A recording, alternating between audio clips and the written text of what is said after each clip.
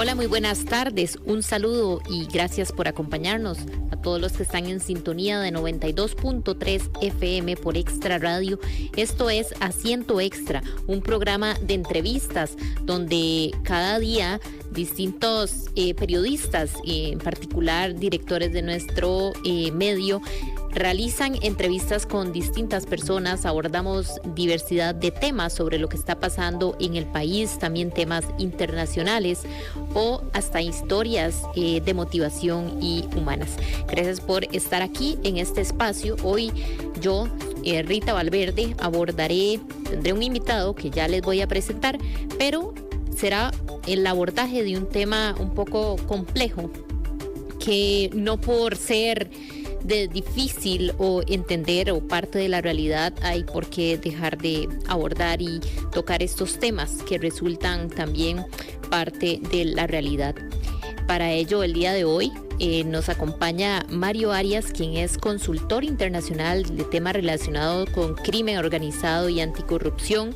Él es fundador de la organización ABA, quienes buscan sensibilizar sobre el tema de trata de personas y tráfico irregular de migrantes. Vamos a estar conversando sobre estos dos temas y lo tenemos ya en línea. Muy buenas tardes, don Mario. Muy buenas tardes. Primero que todo, agradecerle la oportunidad por dar a conocer y visibilizar este tema tan cruel que no es ajeno a ningún país del mundo. La trata de personas se da en todos los países del mundo y obviamente queremos sensibilizar y dar a conocer qué es lo que está pasando realmente con la trata de personas en Costa Rica. Claro, y es que justamente, como usted dice, es un tema bastante cruel y creo que muchas veces la tendencia es a no querer enterarnos de lo que sucede porque justamente es cruel y a veces creemos que con omitir la realidad podemos evadir ciertas cosas que resultan crueles y todos los adjetivos negativos, pero creo que justamente nuestra labor también como periodistas es esto, visibilizar lo que está pasando y abordarlo desde una manera también consciente. Así que gracias a usted por ser parte de este espacio y bueno, de una vez vamos tal vez a entrar de lleno en el tema, empezando por acá sobre cómo definimos la trata de personas y el tráfico irregular de migrantes. Sí, primero que todo, muchas personas a nivel nacional, incluso hasta mismos profesionales, tienen una confusión sobre la trata de personas y el tráfico irregular de migrantes. Bueno, por trata de personas se entenderá la captación, el transporte, el traslado, la acogida y la recepción de personas. Esas son las acciones que se dan dentro de la trata de personas, pero también se dan los medios. ¿Cuáles medios se utilizan? Coercitivos, fraudulentos, de carácter abusivo. Y obviamente llegamos a la finalidad, que pueden ser diferentes tipos de modalidades. Las más utilizadas en Costa Rica: explotación laboral, explotación sexual infantil, prostitución, servidumbre, extracción de órganos, esclavitud y también obviamente adopción irregular. Y una que ha venido fomentándose en Costa Rica en los últimos años, ligados con el tema del sicariato, es la utilización de menores de edad para fines delictivos. Entonces, este tipo de modalidades se dan en Costa Rica y obviamente muchas de estas modalidades no se dan a conocer por ciertos factores. Y voy a irme un poquito más atrás, desde el año 2000. En el año 2000, la Convención de las Naciones Unidas contra la Delincuencia Organizada, se desarrollaron diferentes protocolos, ¿verdad? Costa Rica, ¿verdad? Esa Convención de las Naciones Unidas contra la Delincuencia Organizada, porque la trata de personas como el narcotráfico, el contrabando, ciberdelitos, son parte del crimen organizado, como figura del crimen organizado. Por eso estamos hablando de la trata de personas en todas sus modalidades como temas de delincuencia organizada. Pero hay una diferencia entre delincuencia organizada y grupo estructurado. Cuando hablamos de delincuencia estructurada es cuando 2 o 3 o más personas de manera sistemática cometen un delito grave. Por darte un ejemplo, narcotráfico, trata de personas. Pero también hay grupos estructurados dentro del crimen organizado que nada más cometen un delito y desaparecen. Es un grupo estructurado. Por darte un ejemplo, el robo banco. Un grupo más de 2 o 3 personas se reúnen para cometer un robo y nada más. Finaliza ese grupo estructurado. ¿Por qué lo estoy hablando en estos momentos? Porque más adelante lo vamos a tocar un poquito con el tema del Patronato Nacional de la Infancia, y es importante que los radioescuchas entiendan que estamos hablando de redes criminales, ¿no?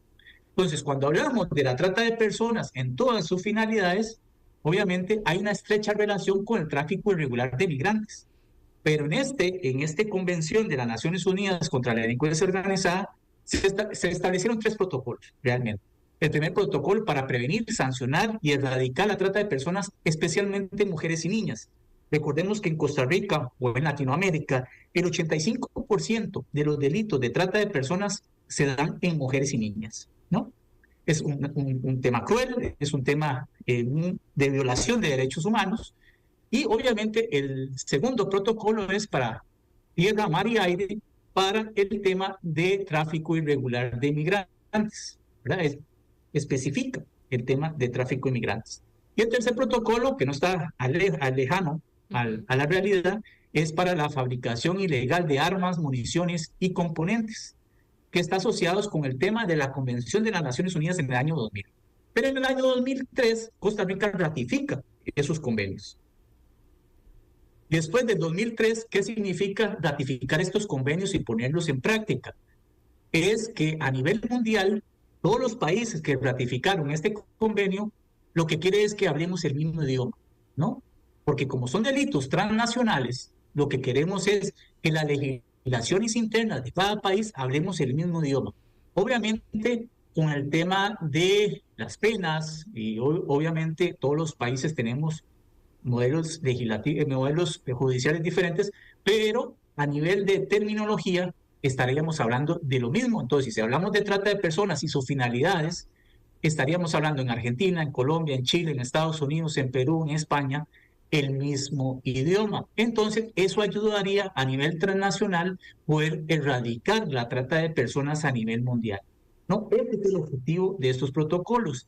En el 2012, en Costa Rica, siguiendo la misma línea de la Convención de las Naciones Unidas, Costa Rica en el 2012 ratifica este convenio, en el 2003, pero en el 2012 se crea una ley, la Ley 9095, que nace la CONAT, la Coalición Nacional de Trata y Tráfico, y también nace la CONAT, Fondo Nacional de Trata y Tráfico, ¿verdad? ¿Qué es la CONAT? Es la entidad, una secretaría técnica adjunta al Ministerio de Gobernación y Extranjería, y que va a trabajar los diferentes ejes de acción que se aprobaron en esos protocolos. Por darte un ejemplo, ¿cuáles son esos 5 ejes?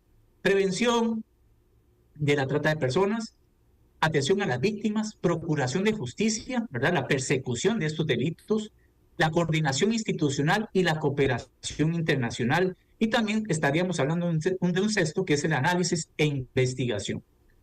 Estos ejes usted los va a encontrar en todos los países del mundo porque están asociados a la Convención de las Naciones Unidas, ¿no? Entonces, en la lucha que tenemos contra la trata de personas a nivel nacional, internacional, podríamos decir que tenemos una ley robusta, pero mucha gente nos podría decir, ¿qué pasa con el financiamiento? Perdón, ¿qué pasa con el financiamiento? En el financiamiento, lo que pasa es que el Fondo Nacional de Trata y Tráfico, ¿verdad? Por cada impuesto de salida que tenemos a nivel internacional, digamos, cuando la persona sale del país, $1 va para ese fondo, Fondo Nacional de Trata y Tráfico, que es un fideicomiso que obviamente lo administra la Secretaría Técnica con el Banco de Costa Rica, con un fideicomiso, ¿verdad? Ese fondo, ¿verdad? Lo que ayuda es a trabajar los diferentes ejes de acción: prevención, procuración de justicia, coordinación institucional, etcétera, ¿verdad? Entonces tenemos una ley robusta, también tenemos un fondo nacional, pero obviamente en el 2012, cuando se crea esta ley, ¿verdad? Obviamente a partir de esta ley, Estados Unidos empieza a emitir ciertos Eh, pues, como digo, se podría decir que Estados Unidos empieza a calificar a todos los países que luchan contra la trata de personas de 1 a 4, ¿verdad? Entonces, diciendo que categoría número 1, estaríamos hablando de un país que cumple con los estándares mínimos para erradicar la trata de personas en el país. Una categoría 2 no cumple con los estándares mínimos, pero hace el esfuerzo. Y categoría 3 y 4, no sé, prácticamente los países no hacen ese tipo de esfuerzos, ¿no? Costa Rica está en categoría 2. En todos los años, los últimos años, Costa Rica siempre ha estado en categoría 2. No cumple los estándares mínimos, pero hace los esfuerzos para poderlo erradicar. Países como Estados Unidos, Colombia, Argentina y Chile siempre han estado en categoría 1 porque los esfuerzos que hacen es un poquito más que el resto de países de Latinoamérica, ¿no? Ok. En este sentido, don Mario, existe, como usted dice, una estructura tal vez legal y por parte de también organizaciones para tratar la situación, el problema, pero como en nuestro contexto, porque creo que tal vez a nivel regional la manera en cómo estos grupos funcionan quizá no debe ser tan distinta en los distintos países, pero en particular en Costa Rica, ¿verdad? Que es el caso quizá en el que nos estamos centrando hoy. ¿Cómo es que funciona? ¿Cómo es que están constituidas estas organizaciones? Bueno, el tema es, bueno, cuando hablamos de organizaciones, el crimen organizado como tal es una figura, y dentro de esa figura del crimen organizado podemos encontrar una finalidad yo le llamo el portafolio de servicios criminales, ¿no? Es un portafolio. En ese portafolio podemos encontrar narcotráfico, tráfico de armas, ciberdelitos, podemos encontrar contrabando, también la tala ilegal y la minería ilegal, también, obviamente, otro tipo de delitos que se emergen en el tema de crimen organizado. Este tipo de estructuras prácticamente manejan un portafolio criminal donde trabajan no solamente en las mismas estructuras con trata de personas, sino también con contrabando y narcotráfico. Entonces, las investigaciones que se realizan ligadas al tema de trata de personas son muy complejas. Y obviamente, como lo dije anteriormente, el país tiene una ley robusta, pero los cuerpos policiales han sido debilitados en los últimos años. Entonces, cuando hablamos de la Policía de Migración y Extranjería, que tiene la facultad para investigar el modus operandi de estas organizaciones, ya no tienen recursos económicos, no tienen patrullas, no tienen mejorar los métodos de investigación, les hace falta plazas de policía, no tenemos una verdadera dirección de inteligencia policial, que una dirección de inteligencia nos ayudaría a ver cuál es el modo operandi que están trabajando las redes criminales. Y por dar un ejemplo, en Costa Rica, y es muy lamentable decirlo, pero se da el tema para más o menos los escuchos entiendan la gravedad del tema, explotación sexual infantil. En la explotación sexual infantil está ligado con el turismo sexual y obviamente con los vuelos que llegan de diferentes partes del mundo. Clientes que buscan satisfacer sus necesidades, Claro. pedofilia y todo este tipo de cosas.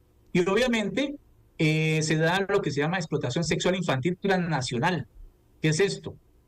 Niñas, y eso está documentado en investigación hace muchos años, niñas de Nicaragua llegan bueno, traen niñas de Nicaragua a prostituirse a Costa Rica, ¿no? Y obviamente tienen tarifas y obviamente empiezan a ofrecer estas niñas a extranjeros. Eso se llama explotación sexual infantil transnacional. ¿Existe en Costa Rica? Sí.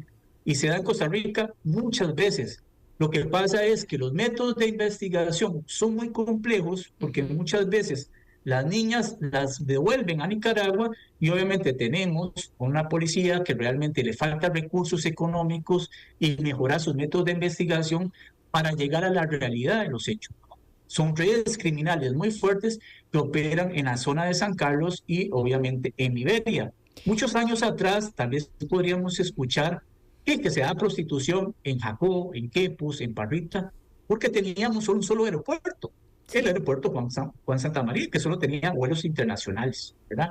Con el aeropuerto de Liberia, que ahora llegan vuelos de Europa y Estados Unidos, vuelos directos, ese modo operandi empezó a cambiar. Entonces ya la explotación sexual infantil ya no solamente se da en Quepo, Jacó y Parrita, sino también se está dando en Tamarindo, Isla del Coco, Liberia y zonas en Guanacaste. Ese es el modo operandi que está trabajando el crimen organizado, no solamente con explotación sexual infantil, sino también con otras modalidades como explotación laboral, extracción de órganos, por dar un ejemplo.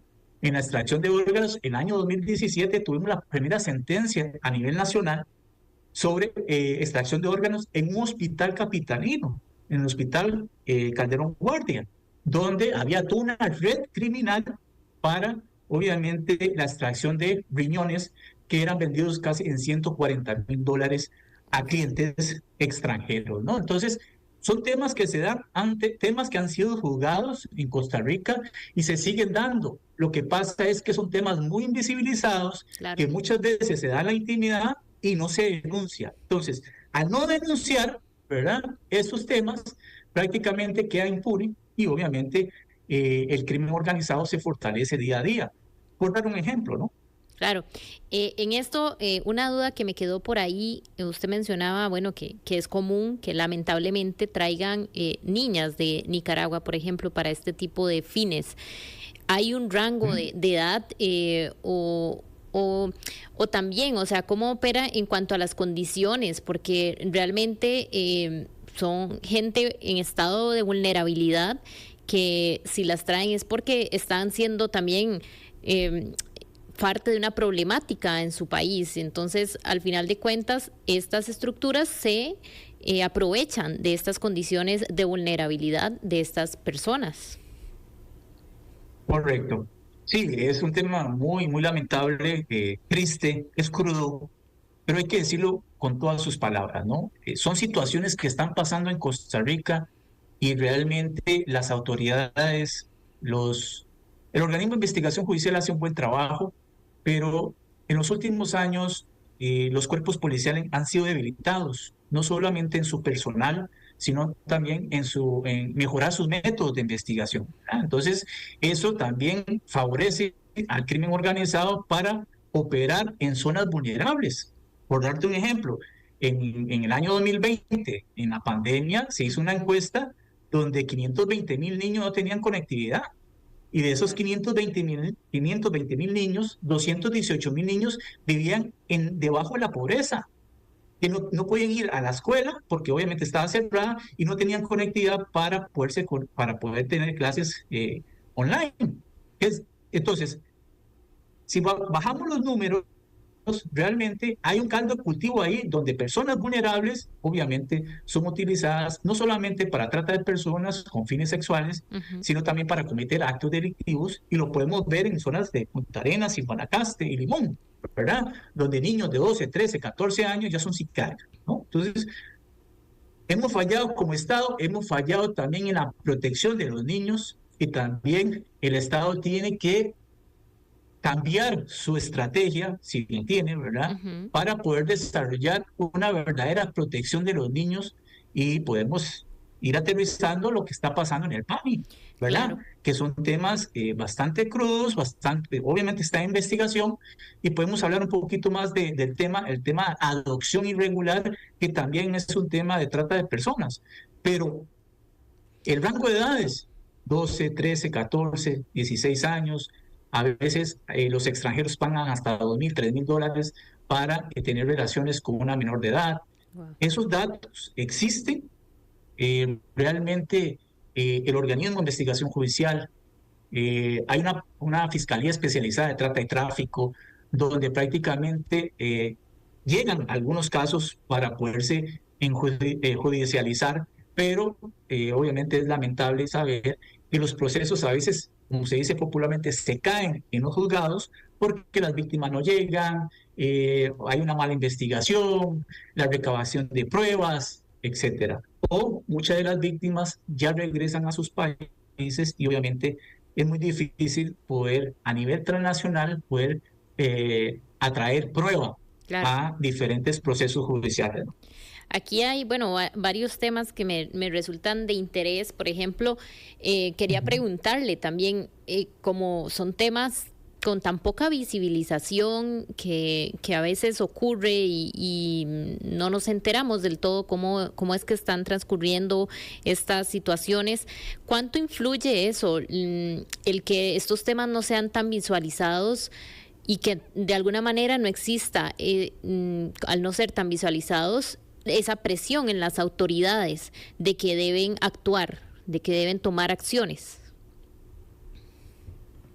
Y bueno, primero que todo, es una organización pero es un grupo de unos 30 profesionales que estamos en los presentes por el ser humano. Tenemos problemas de conexión con la señal. Ahí estamos teniendo problemas con el internet. Vamos a esperar a ver si don Mario nos escucha bien. Sí, lo escucho bien. Ok, es el retorno. Tenemos nosotros aquí problemas con el audio cuando nos llega la respuesta. A ver si... Ahora sí, ¿me escucho? Ahí. Sí, adelante. Ahora sí, ¿me escucha? Sí, ahí estamos bien. Ahora sí. Sí. No, si quieren me repite otra vez la pregunta. Sí, para retomar el tema de la visibilización, que socialmente estos temas permanezcan ocultos por no ser tal vez del tanto en la agenda noticiosa, por ejemplo, y por el desconocimiento también de la forma en que ocurre, cuánto esa falta de visibilización influye en que las autoridades también no tengan esa presión por parte de la sociedad de esto que está ocurriendo y de tomar acciones. La organización hace varios años, los colegas, sus colegas iniciamos con este de visibilizar la trata de personas. Es un tema que se habla en los medios de comunicación y por eso digo, tenemos una ley robusta, tenemos financiamiento, le entran más o menos $3 millones anuales al Fondo Nacional de Trata y Tráfico, donde se tiene que invertir específicamente, es un impuesto especial que se tiene que invertir en prevención, atención a la víctima, procuración de justicia, coordinación institucional, análisis e investigación. Pero si usted no va a creer, hubieron años que en Costa Rica no se gastó un colón en prevención de la trata y tráfico. Wow. Y los dineros quedaban, obviamente, en superávit. Y obviamente, después del 2021, con Carlos Alvarado, el presidente tenía la discrecionalidad de utilizar esos dineros a su antojo. Y es por eso que esos dineros ya no están en la CONAT. Esos dineros Fondo Nacional de Trata y Tráfico. No se utilizaron. Eran destinados para esta causa, pero eso, no se utilizaron. Estaban designados. Por dar un ejemplo, digamos, si 3 millones de personas llegan a Costa Rica y salen del país, son $3 millones que le ingresan a la FONAT, al Fondo Nacional de Trata y Tráfico. Esos 3 millones son un impuesto especial que se tiene que destinar específicamente a la lucha, la trata y el tráfico de personas en Costa Rica. Pero después del 2021, ¿verdad? Obviamente el presidente de la República, Carlos Alvarado, podía utilizar hasta el 60% de esos dineros de forma discrecional. Entonces, obviamente, muchos de los dineros o los jerarcas no gastaban el dinero porque se utilizaba en otras cosas. Entonces, y así lo ha pronunciado la embajada americana, donde Costa Rica hace un gran esfuerzo, pero no cumple, ¿verdad? ¿Por qué? Porque el dinero destinado para eso no se gasta en prevención, no se gasta en fortalecer, obviamente, las capacidades de los cuerpos policiales que tienen que luchar con esto. Usted va a Colombia, usted va a Argentina, va a Chile, y en el aeropuerto usted ve todos los rótulos o las pantallas, denuncia la trata de personas. Usted ve publicidad. Usted llega a Costa Rica y usted nunca ve nada de publicidad sobre la trata de personas. Entonces, eso se está haciendo por países en Costa Rica. Obviamente, Costa Rica lo hace por tema de su imagen, etcétera. Pero hay una realidad que existe y la gente tenemos que darle las herramientas para que pueda denunciar. Si Claro. la gente no denuncia, ¿cómo vamos a llegar a combatir la trata de personas en Costa Rica? Claro, es que es importante, creo que empezar por ahí, de cierta sensibilización y de conciencia de qué está ocurriendo, porque es lo que decíamos al inicio, por el hecho de no adentrarnos a conocer el tema, por ser cruel y todo lo que signifique, entonces hacemos como de la vista gorda, como decimos popularmente, y creo que empieza por aquí también, tomando conciencia de qué está ocurriendo y de que como sociedad también tenemos que estar muy atentos. Sí, mi estimada Rita, yo creo que eso es normalizado, ¿verdad?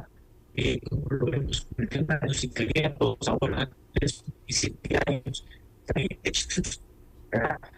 Son que se han normalizado y Costa Rica realmente necesita crear una verdadera estrategia nacional. Eso pasa sobre ya de fortalecer los judiciales o el caso de investigación. Realmente Costa Rica necesita su país, no solamente la trata de personas que está asociado. Vamos a hacer ahí nuevamente una pausa porque no estamos recibiendo la señal del audio de la manera correcta. Vamos a, don Mario, vamos a ir a un corte comercial y ya regresamos.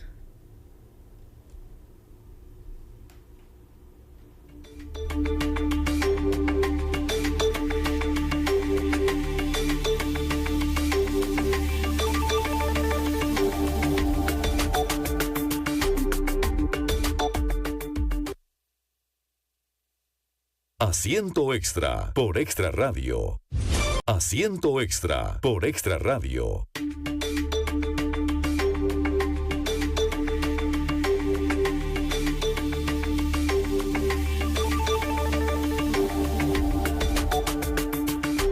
Estamos de regreso en Asiento Extra, hoy martes 20 de agosto, hablando sobre la trata de personas y tráfico irregular de migrantes. Estamos conversando con Mario Arias, quien es consultor internacional de temas relacionados con crimen organizado y anticorrupción, fundador de organización ABA, y estábamos comentando un poco sobre cómo funciona esto, cómo se están presentando estas organizaciones y estos temas acá en Costa Rica. Mencionábamos antes de irnos a la pausa el tema de la visibilización y los recursos que nos comentaba don Mario, que existen destinados a esta problemática y que en años anteriores incluso no se habían aprovechado o destinado a este tema. Lo tenemos ya de vuelta, don Mario. Estamos acá. Sí. ¿Nos escucha bien? Sí, tal vez el internet nos pasó una mala jugada, ¿no? Sí, bueno, ya estamos acá.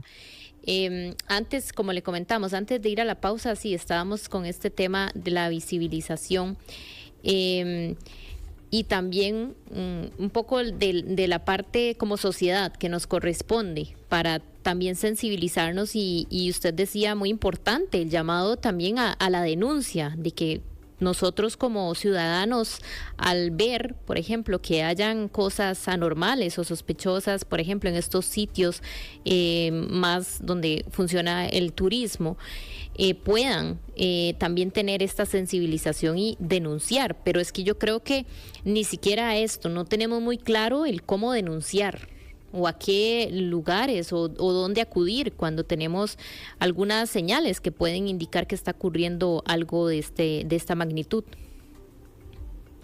Yo creo que lo más importante es conocer qué es primero la trata de personas, ¿verdad? La gente no conoce sus modalidades.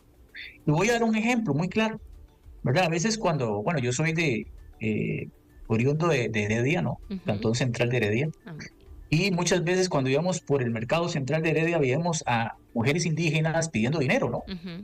Entonces, y uno, abro comillas, le da lástima y les da 100 colones, 500 colones, etcétera, ¿no? Eso es trata de personas. ¿Por qué es trata de personas? Mucha gente lo ve como un tema de caridad, pero realmente detrás de estas muchachas, la mayoría de los casos, cuando son extranjeras, las ponen ahí en lugares estratégicos y llega otra persona, una tercera persona, ¿verdad?, a recoger el dinero, ¿verdad? Entonces estamos hablando de mendicidad forzada en muchos de los casos y eso significa que es trata de personas, ¿verdad? Entonces Claro. es un tema que realmente la gente a veces no conoce, que la trata de personas, y esto es lo que tenemos que nosotros dar a conocer y sensibilizar a la sociedad. ¿Qué es la trata de personas? ¿Cuáles son sus modalidades? ¿Cuáles son las acciones? ¿Cuáles son los métodos de captación, por ejemplo, de la trata de personas? Cuando alguien ya te escribe por redes sociales, mira, tengo el mejor trabajo, vas a ganar $5,000 al Mm, mes. Ojo, ¿verdad? Como un red sí, flag ahí, ¿verdad? sí, claro, algo Algo suena sospechoso. raro. Algo sospechoso que de verdad nos diga, no, esto no puede ser tan sencillo.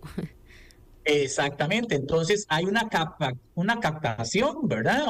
El traslado, la acogida de estas personas y a veces se hace por medios coercitivos, fraudulentos, ¿verdad? Con muchas finalidades: Claro. explotación laboral, servidumbre, extracción de órganos, explotación sexual. Y esto es lo que realmente hay una realidad que no podemos ocultar. Y el país no puede seguir, como se dice, no podemos seguir echando las cosas debajo de la alfombra, ¿verdad? Y hay que seguir denunciando, pero ¿cómo vamos a denunciar si mucha gente no sabe qué es la trata de personas?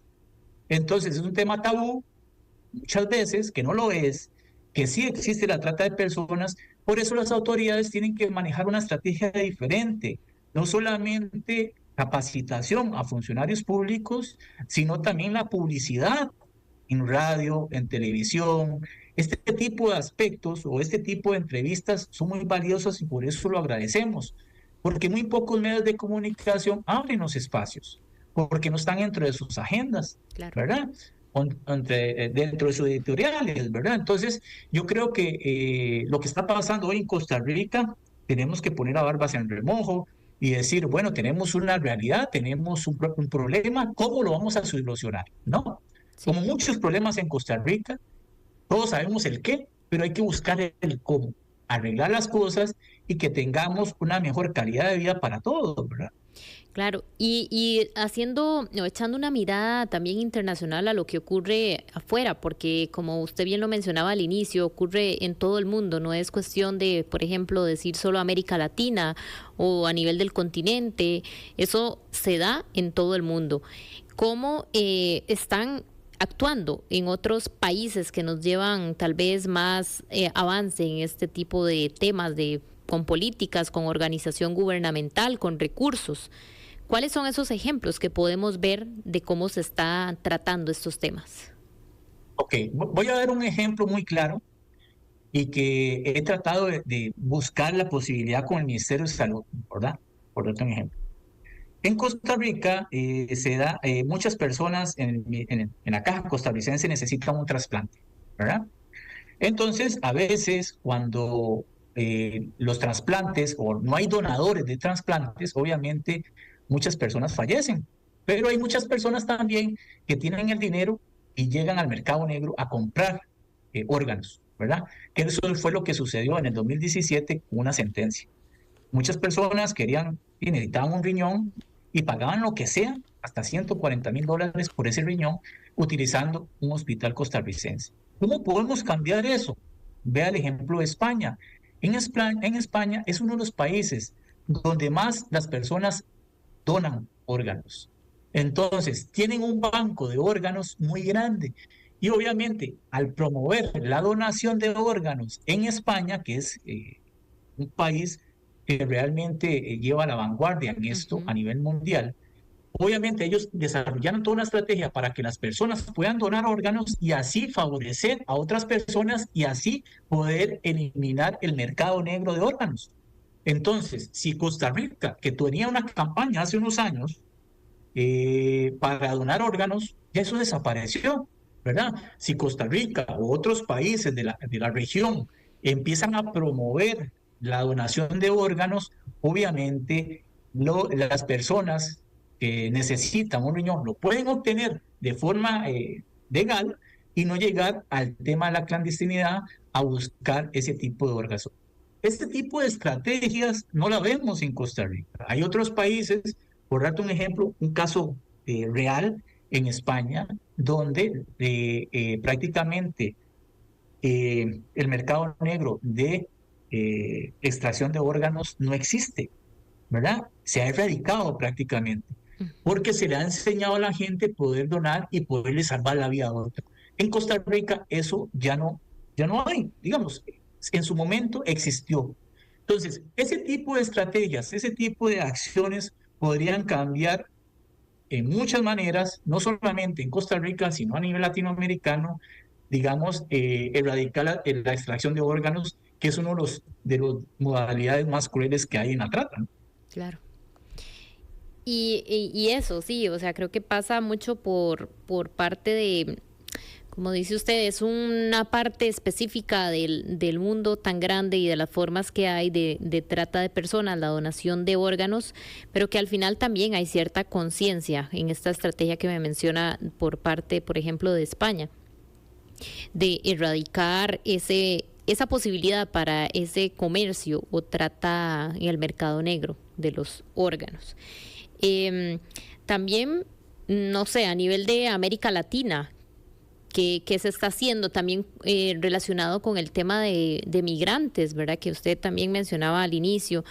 No sé si estos temas están muy de la mano, por ejemplo, con pasos sensibles. He escuchado muchas historias, por ejemplo, de el paso del Darién y historias crueles de violaciones que ocurren, por ejemplo, en estos sitios que son tan vulnerables y riesgosos para estas personas que atraviesan el continente. Claro, en el caso de la trata y el tráfico irregular de inmigrantes, hay una diferencia. El tráfico irregular de inmigrantes, hay un consentimiento de la víctima para cruzar de una frontera a otra. Bueno, cuando llegan a Panamá, el oficial en Costa Rica los rechaza porque no tienen un visado. Entonces buscan lo que se llama un coyote para poder cruzar. Cuando buscan el coyote y hacen un pago, ya sea material o de dinero, estamos hablando de tráfico de personas, ¿verdad? Entonces, ¿cuándo termina el tráfico de personas? Cuando la persona llega a su destino, ya sea Costa Rica, sea Nicaragua, Guatemala, a México. Ese es el tráfico irregular. Pero en el tráfico irregular también hay explotación, ya sea laboral, sea sexual o esclavitud de un montón de maneras, servidumbre, etcétera, ¿no? Entonces, cuando hablamos de lo que se llama el cordón seco entre Chiapas, México y Panamá, el tapón de Darién, el Parque Nacional Darién, eso es una ruta, se le llama el paso seco, el canal seco se le llama.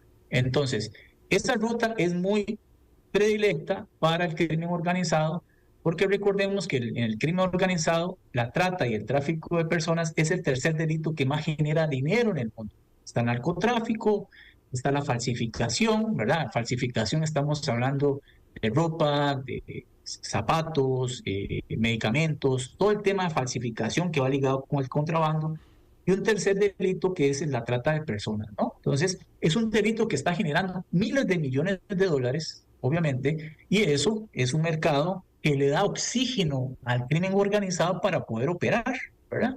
Entonces, es una fuente de recursos muy importante para el crimen organizado y todas las estructuras que hay en el continente. Entonces, cuando hablamos de la masiva llegada de suramericanos y también de África, de otros países de Asia, por Costa Rica, también se dan muchas explotaciones, no solamente laboral. Usted lo puede ver en las principales calles de San José, niños y niñas venezolanas pidiendo dinero, pero usted no ve la intervención del PANI ahí, ¿verdad? Usted no ve la intervención del Ministerio de Salud para saber el estado de esos niños que tienen que ser protegidos por el Estado costarricense, ¿verdad? Entonces, hay muchas cosas que se tienen que hacer, pero al no tener una estrategia y muchas cosas de estas se salen del alcance del país porque argumentamos que no hay dinero, ¿verdad? Recordemos que Estados Unidos donó más o menos 25 millones de dólares para fortalecer el tema de las caravanas que se hacen no solamente de Guatemala y El Salvador y Honduras hacia México, sino también las personas que vienen de Sudamérica, ¿verdad? Entonces, estas oleadas van a seguir viniendo después de lo que pasó con el gobierno de Venezuela, ¿verdad? La dictadura que ha desarrollado Nicolás Maduro, y obviamente eso va a promover también que muchas personas vayan a salir. Más o menos se tiene contemplado que fuera de Venezuela había más de 8 millones de personas, ¿verdad? Distribuidas en todo el continente. Entonces, este tipo de acciones, el tráfico irregular de inmigrantes, también va muy asociado a la trata de personas en ese tipo de explotaciones. El país, obviamente, tiene que, y siempre lo voy a estar diciendo, crear una verdadera estrategia para proteger los niños, niñas y adolescentes. En todos los casos, ¿no? Tenemos protocolos que al principio lo dije, hemos ratificado desde el año 2003 que Costa Rica está obligada, no es porque quiere, está obligada a proteger los niños, niñas y adolescentes en todas sus formas, sean extranjeros, sean nacionales o mujeres que quieren, van a dar, o embarazadas que dan a luz en Costa Rica, ¿no? Entonces, hay mucho que hacer, ¿verdad? Lo más importante es visibilizar que el delito sí existe en muchas de sus modalidades, y obviamente lo que está sucediendo en Costa Rica hoy con el PANI es muy lamentable, ¿no? Claro, ese es un tema que justamente la semana anterior ocurría y nos dábamos cuenta de los allanamientos que se realizaron por parte de agentes de la sección especializada en violencia de género, trata de personas y tráfico ilícito de migrantes del organismo de investigación judicial. Y es que, bueno, aquí también lo que nos hace, nos llama la atención es que viniendo de un organismo, bueno, el Patronato Nacional de la Infancia, donde se supone que deberían estar más bien del otro lado toda la estructura de funcionarios en la protección, abocados a la protección de la infancia, ocurre lo contrario y no decir, no hablar en general de la institución. Sabemos que son casos muy específicos, pero también cuánto afecta esto a la confianza de que estas instituciones que deberían estar defendiendo también son blanco de estas problemáticas, están inmersos también en estas estructuras. Claro, digamos, voy a explicar un poquito porque eso está en investigación, pero voy a tratar de que los escuchas entiendan qué es lo que está sucediendo hoy en el PANI. Costa Rica en el año 2023 recibió más o menos 105,000 denuncias en el PANI. ¿Qué significa eso? Llaman, mira, el niño está en vulnerabilidad o la mamá le pegó, violencia doméstica, etc. Entonces, el PANI está obligado a ir con la fuerza pública, con otras autoridades, a proteger al niño. Entonces, el PANI está obligado a proteger al niño, sea como sea, ¿verdad? Entonces, el PANI puede ser que hace un informe de arrebata o le quita el niño a la familia y lo pone en un albergue privado público, ¿verdad? Lo que está sucediendo hoy en el PANI es más que todo en el programa de acogimiento familiar. Ese es el problema que está sucediendo hoy en Costa Rica. En ese programa de acogimiento familiar, más o menos hay 15,000 niños, niñas y adolescentes en ese programa. Una diferencia es un albergue a un programa familiar, de acogimiento familiar, donde personas, allegados, familiares o personas, muchos de los casos que no pueden tener hijos, se matriculan en este programa y obviamente el PANI le asigna a estas familias esos niños. Más o menos hay 15,000 niños en esa condición, ¿verdad? Y más o menos hay unos 2,000 niños en albergues.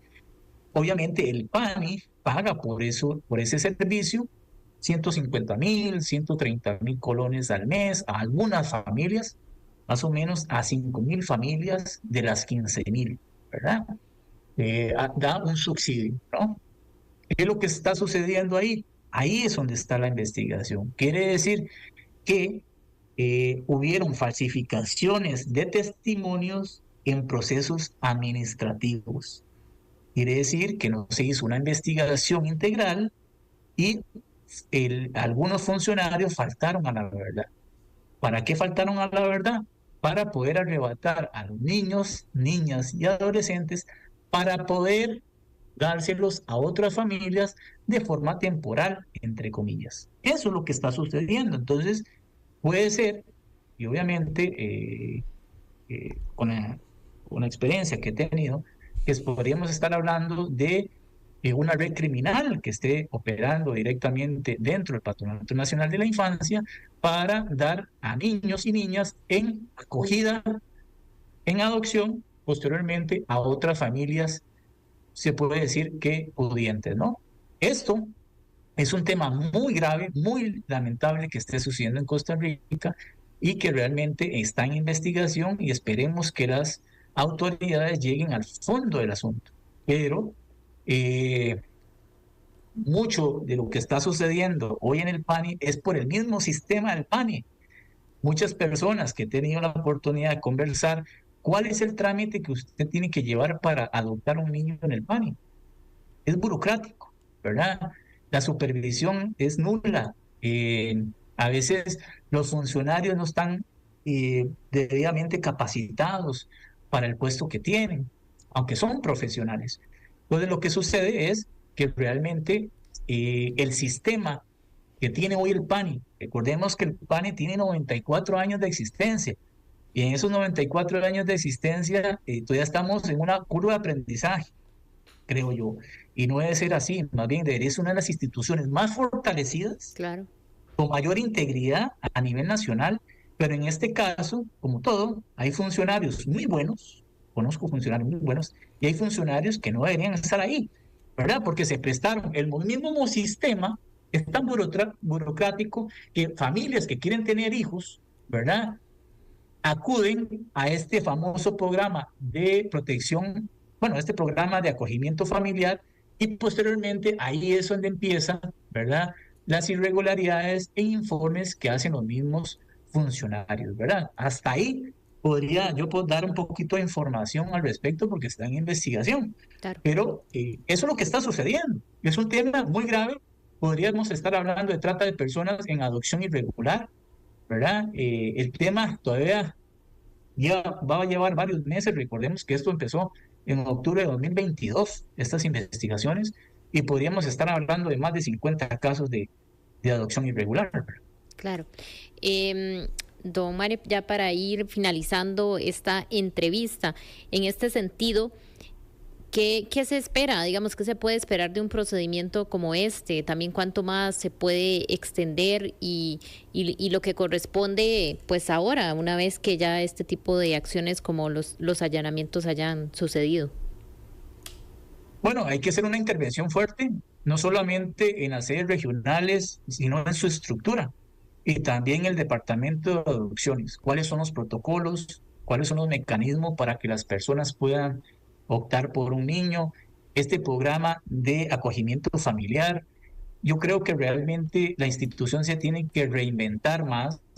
Obviamente proteger a los niños, niñas y adolescentes, pero también favorecer también a las familias que tienen, digamos, los recursos para tener un hijo, ¿verdad? En adopción, ¿verdad? Pero a veces el sistema es tan burocrático que prácticamente es imposible tener la adopción de un niño en el PANI. Entonces, no sé si realmente se está haciendo para que sea imposible y que las familias opten por este programa de acogimiento familiar, ¿verdad? Entonces, yo creo que la intervención tiene que ser muy profunda, no solamente en ciertas sedes regionales.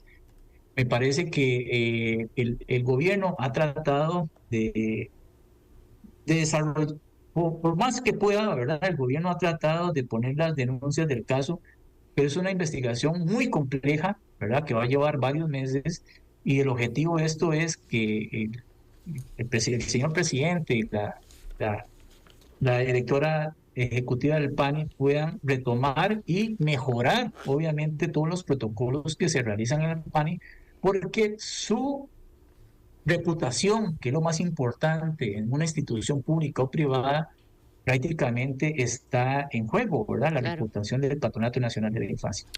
Bueno, se nos acaba el tiempo, pero le agradecemos mucho, don Mario, por haber estado con nosotros esta hora de 2 a 3 de la tarde aquí por Extra Radio 92.3 y por abordar este tema que, como decíamos al inicio, es bastante complejo de todo lo que ocurre aquí en Costa Rica. Con Muchas mucho gusto. gracias. Bendiciones. Gracias, igualmente. Que pase bonita tarde y también a todos los radioescuchas.